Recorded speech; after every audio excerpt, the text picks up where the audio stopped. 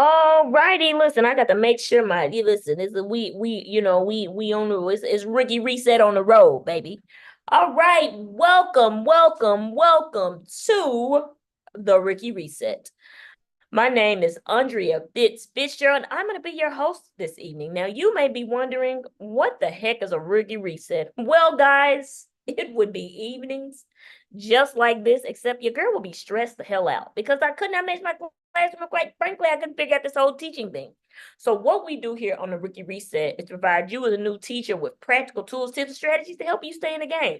I'm the professional learning that you need. I'm the PD that you need, because oftentimes new teachers quit too soon just because they're not getting support they need. So listen, guys, I'm here to support you and keep two new teachers in the game.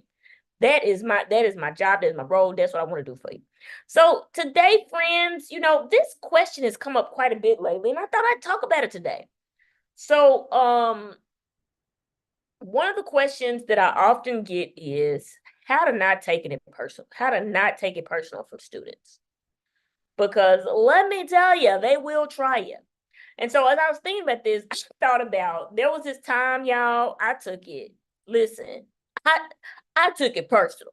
It was personal for me because I was teaching that day. I put my phone in my desk and I had to run out to lunch. Or either I had to run out to lunch, I had to run to the office or something.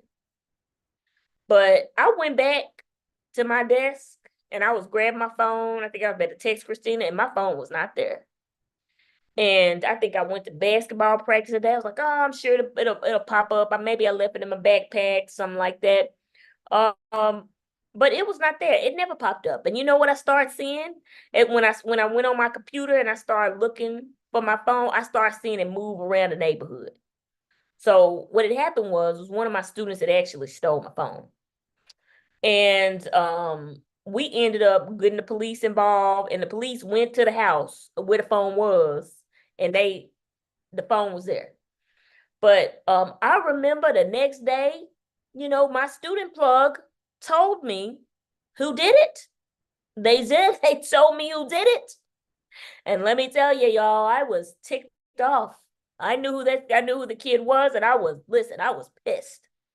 So that next day, I went in that class and I went off. I'm talking about, I took it personal.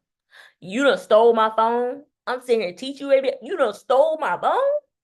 I went off on it. I went off on my class, but that student, he knew and I knew who I was talking to. It was me and him having a one-on-one conversation. And I'm telling you, it was nothing nice in that conversation. I took it personal. And I really lost my center. That's what really happened. But you know, I probably shouldn't roast him the way I did, because I mean, I talked to this dude like he was a dude out on the street. You hear me? You a dude on the street. But I lost my center. And I listen, I took it personal. And when I think about the challenges I had as a new teacher, a lot of them was, this was like later on in my career, but a lot of the times it was me taking it personal, right? Oh, why they always late? Oh, they don't care. They don't do their homework. And so I did. I took it personal. And so it was a couple of things that I had to learn that really started to shift my mindset. And I want to share them with you today because maybe as a new teacher, you're in a position now, you like, I'm taking this personal. This is a personal attack on me. And honestly, um, I had to learn this as a teacher, but even in my personal life now, I think it's just human nature. It's like a personal indictment on us. So this is personal. This got to do with me and me alone. When it's beyond that. Like it's probably more to the situation than we see. It's just you don't have your homework. You're late every day. Why do you have an attitude? What's it about? Right. And I notice even for me, when I take a deeper look beneath the surface, most time it has nothing to do with you. We are just a piece of the pie, not the whole thing. So I want to share with you 5 ways to do to not take it personal. All right. So first thing I want to say is this. I am not saying don't acknowledge how you feel. That's a disclaimer. I think that is a requirement as any human being. Something pisses you off, you need time to process that. Now, how we respond, we are responsible for that as the adult when we talk about self-management. But you're entitled to feel how you feel. I'm angry. I'm tired of begging for homework. Whatever, it's nothing wrong with that. You can feel as angry as you want to be, but this is really about how we respond to that. Okay.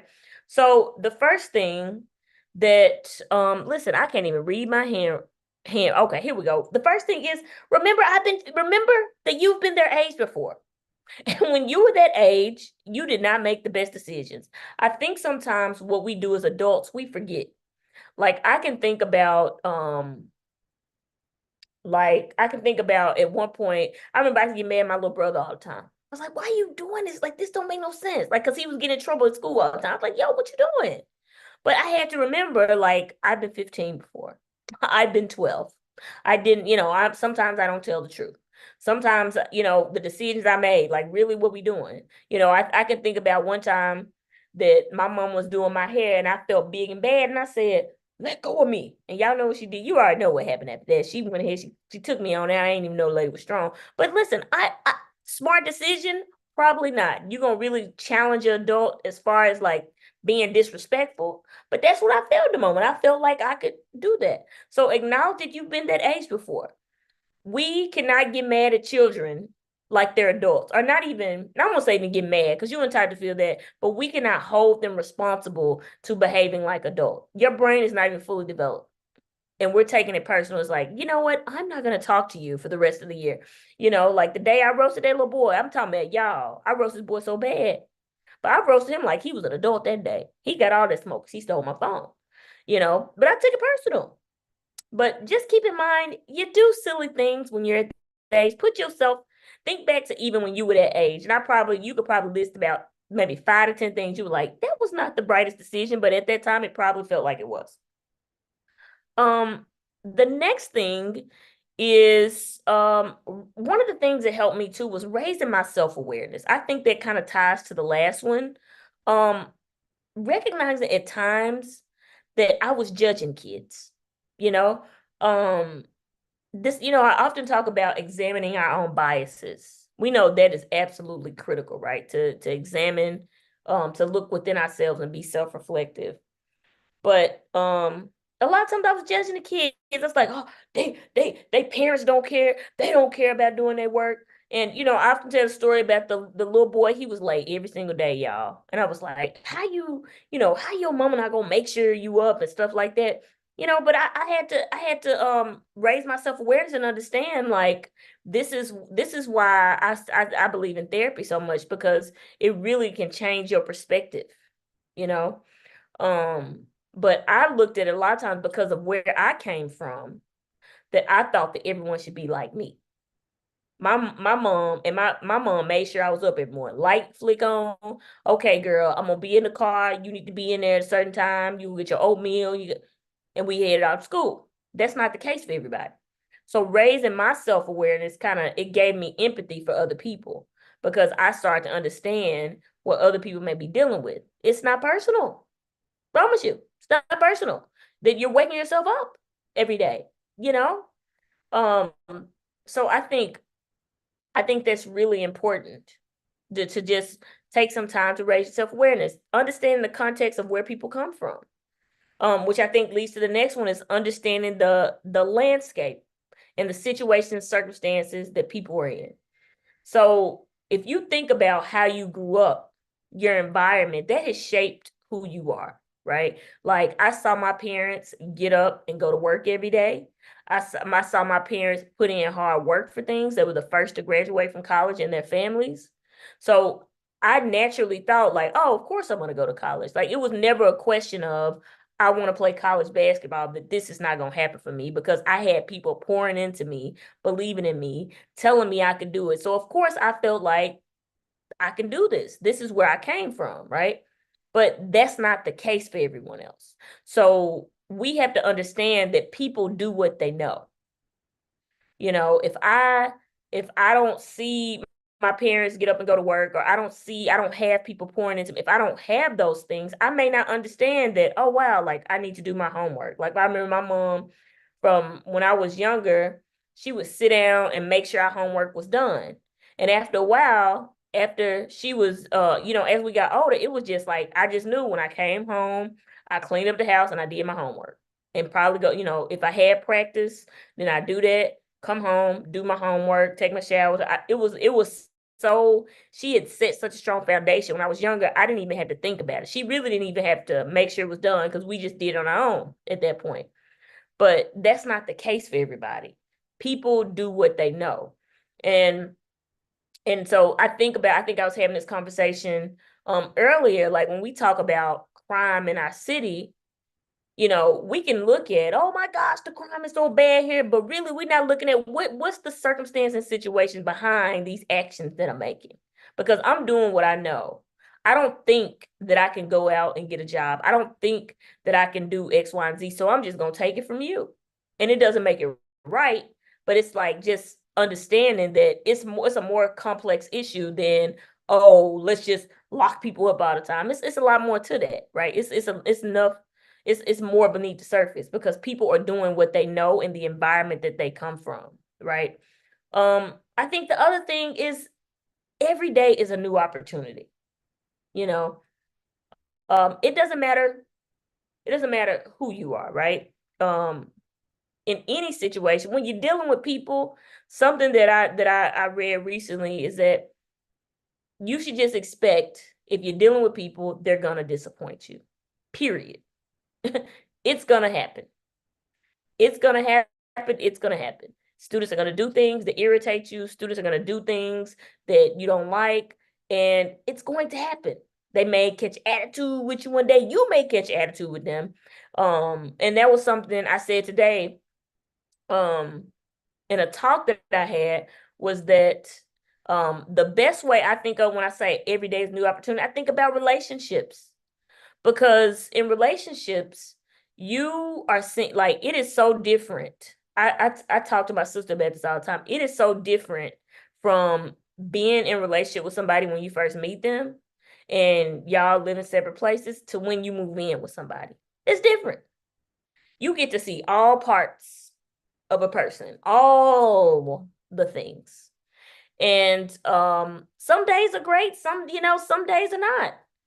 Sometimes you get to see, sometimes you're in a good mood, sometimes you're not. Sometimes I'm in a bad mood. Sometimes I want it better. Sometimes I'm snappy. Sometimes you are.